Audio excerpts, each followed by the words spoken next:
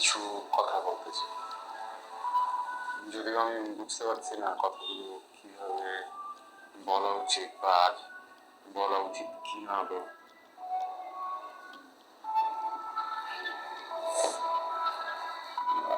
আমি আমার বাবার একমাত্র ছেলে। আমি তো মানুষ দুজন, ছোটবেলা থেকেই আমি ওনাকে সম্মান করি, আমাকে স্নেহ করেন, উনি আমাকে শাসন করেন। আমার জন্য আসলে আমার বাবার শাসন, স্নেহ, ভালোবাসা প্রত্যেকটা জিনিসকে স্পেশালি যদি আমার কাছে কিছু চান। তাই ইচ্ছা না থাকা সত্ত্বেও আমি শুধুমাত্র বাবার চাওয়াতে আপনাকে বিয়ে করেছি, কিন্তু আমি আপনাকে কখনোই স্ত্রীর মর্যাদা দিতে পারবো না।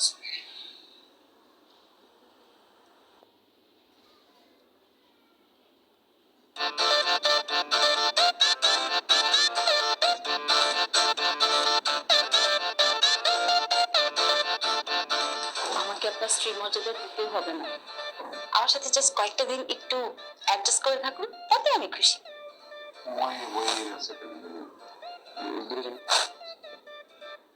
সব নাটক আমার আগেও দেখা যাচ্ছে। আপনি এখন আমার সাথে খুব ড্রামা করবেন, আমাকে বশ করে ফেলবেন, এসব ভাবনা আপনার আছে। রিয়েলি? গার্লফ্রেন্ড আছে? কি নাম? নাম নাম জানি কি হবে? আপনি চিনবেন ওকে? আশ্চর্য, আমার হাজবেন্ডের গার্লফ্রেন্ডের নাম জানা তো আমার অধিকার, তাই না? আর নাম বললে কি এমন ক্ষতি হবে? দেখেন, ওয়াইফ, অধিকার, হাজবেন্ড এত বলা দরকার। হ্যাঁ, ওটা জাস্ট একটা পেপার ওয়ার্ক। ওকে, আমার জন্য সবকিছু লিজা, আমার গার্লফ্রেন্ড, লিজা, লিজা ছাড়া আসলে কাউকে আমি জানি না।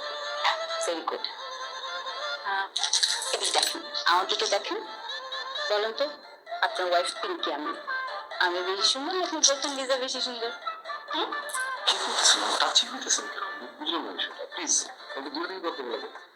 দেখেন, আমার গার্লফ্রেন্ড লিজা যদি জানতে পারে যে আপনি আমার টাচ করছেন, ও তো আমাকে মারবে। মারার জন্য তো রাখিবই যথেষ্ট। কে? আমার বয়ফ্রেন্ড। আপনার বয়ফ্রেন্ড আছে? ইয়া। এত নাটকের কি দরকার ছিল? মানে আপনি তো শুরুতে বললেই হতো আপনার বয়ফ্রেন্ড আছে, আমাকে না করে দিতেন, বিয়েটা হতো না, কোনো ঝামেলা হতো না, রাইট? কি করবো বলেন? ছোটবেলায় আমার বাবা মারা যাওয়ার পর আসলে আমার ভাইয়া আমাকে মানুষ করেছে। ভাইয়ার কথার বাইরে আমি একটু নিতে পারি না, অনেক ভয় পাই ভাইয়াকে।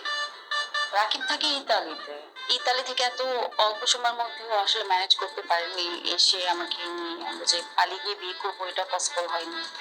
এত হুট করে বিয়েটা হয়ে গেছে, মানে বাধ্য হয়ে আমাকে বিয়েটা করতে হচ্ছে। স্যাড। আমাদের দুজনেরই তো ঘটনা একই রকম। আগে বাদ দেন, কোনো আইডিয়াতেই কাজ হবে না।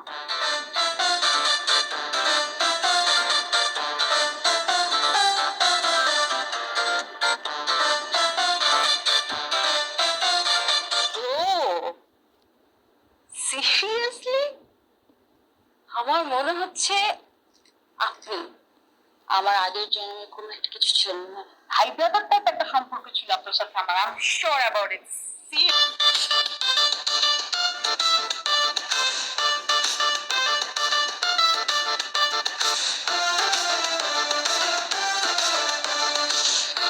তো কি অফিসের কাজের খুব চাপ? হ্যাঁ, চাপ তো আছে। আমার পুরানো বস চলে গেছে তো, বজায় করতে হবে। তো সব কাজটা এখন আমাকে দেখতে হচ্ছে, আর নতুন বস না আসা পর্যন্ত আমাকে দেখতে হবে। কাজের কথা হঠাৎ করে কিছু লাগবে তোমার? বৌমা তো সবসময় একাই বাসায় থাকে, আমার সঙ্গে গল্প করে সময় কাটায়। বলছিলাম অফিসের দুদিন ছুটি নিয়ে বৌমাকে নিয়ে কোথাও ঘুরে আসতো, বৌমারও ভালো লাগতো, আর সাথে সাথে পুরোপুরি তো ঘুরে আসা হতো। না বাবা, থাক না, বাসায় বসে আপনার সাথে গল্প করছি, আমার তো ভালো লাগছে, বাইরে যাওয়ার কি দরকার, তাই না? আপনি চাইলে কি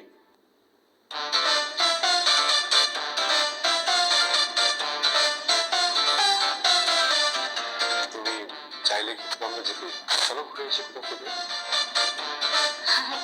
কি দরকার, বাইরে তো অনেক সমস্যা, মানে বাইরে যাওয়ার তো কোনো প্রয়োজন নেই, তাই না? ওই যে বাইরে গেলেই তো ঝামেলা। কেন হ্যাঁ, ঝামেলা কেন হবে মা? না আছে ঝামেলা আছে। সমস্যাটা হচ্ছে গিয়ে রোদের সমস্যা। রোদের সমস্যা ছোটবেলা থেকেই ওর। রোদ লাগলে অ্যালার্জি হয়ে যায়, না? আর ট্রাফিক বাইরে অনেক, কি দরকার? বাসাতেই থাকো, বাবার সাথে আড্ডা দাও। আমি বরং অফিস শেষ করে তাদের বাসায় চলে আসবো, একসাথেই থাকবো সবাই। একদম। বিমাস, আমাদের সময় কিন্তু এতটা জ্যাম ছিল না। কত গাছপালা, সুন্দর পরিবেশ, কি যে ভালো লাগতো তখন। বাবা, পৃথিবীতে জনসংখ্যা বৃদ্ধির সঙ্গে সঙ্গে এই পরিবেশ দূষণ কিন্তু বেড়ে যাচ্ছে। আর এই সমস্ত ব্যাপার দেখার জন্য কিন্তু অনেক এনজিও আছে, অনেক ধরনের সংস্থা আছে, তাই না? কিন্তু আপনাকে এই সমস্ত ব্যাপার নিয়ে একেবারে চিন্তা করা দরকার। আপনি রিল্যাক্স থাকেন। আমার মতো কেউ যদি চিন্তা করতো তাহলে পৃথিবীটা এত খারাপ হতো না। ভালো কথা বলছো তুমি। চিন্তা করলে চিন্তা না করলে অসুস্থ হবে। কোনো সমস্যা নেই, আমি তো আছি। আমি সব কিছু খেয়াল করবো, আমি সব কিছু ঠিক করবো। অবশ্যই তুমি বেশি বেশি চিন্তা করবে, অসুস্থ হবে। তুই কি টিচ করতে শেষ না? আমার দেরি যাচ্ছে। সমস্যা চিন্তা করা। আচ্ছা, আমাদের আর দিন কেন স্যার, ঘুম থেকে অফিস, অফিস শেষে বাসায় বউ বাচ্চার বকবকানি। আর আমার বউটা স্যার একটা ভাঙা রেডিও, সারাক্ষণ খালি কানের সামনে বাজতেই থাকে বাজতেই থাকে। আচ্ছা, জি স্যার। রেডিও আমরা শুনি, রেডিও কিন্তু আমাদেরকে শোনাবে। টিউন করার দায়িত্ব কার? আমাদের। টিউন করে যদি শুনতে পারেন তাহলে কিন্তু ভাঙা রেডিও অনেক সুন্দর শোনে। নতুন নতুন বিয়ে করলে ওর সবকিছু ভালো লাগে। আমি কিন্তু একসময় আপনার মতোই সারা রাত ঘুমাইতাম না, তারপর অফিসে আইসা একটার পর একটা কফি খাইতাম।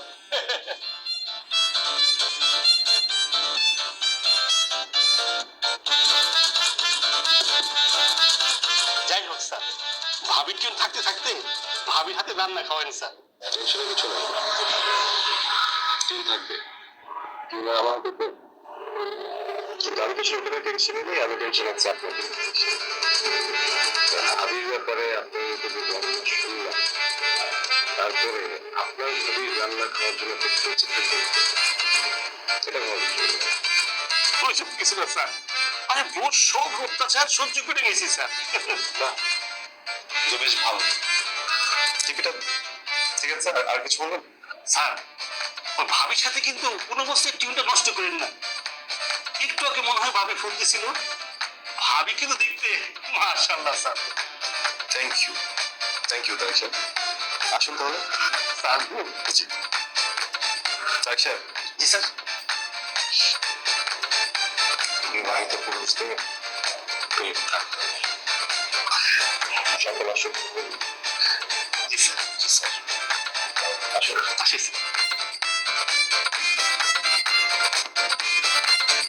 তুমি আমার কল ধরনি কেন? Fresh discounts on your essentials every day.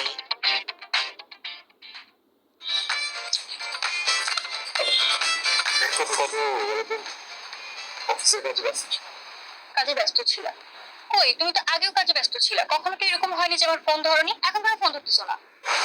কি হয়েছে আমার? আমি অবভিয়াসলি অফিসের কাজে ব্যস্ত। তোমার ফোন কেটে হঠাৎ করে কি হয়েছে খেয়াল করেনি? আমি অনেক কিছু খেয়াল করতে পারছি। সারা রাত অনলাইনে থাকো, অথচ আমার সাথে কথা বলার সময় তোমার হয় না।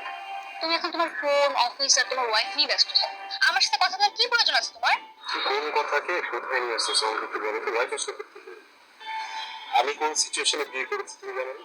সব থেকে ভালো মনে তুমি জানো।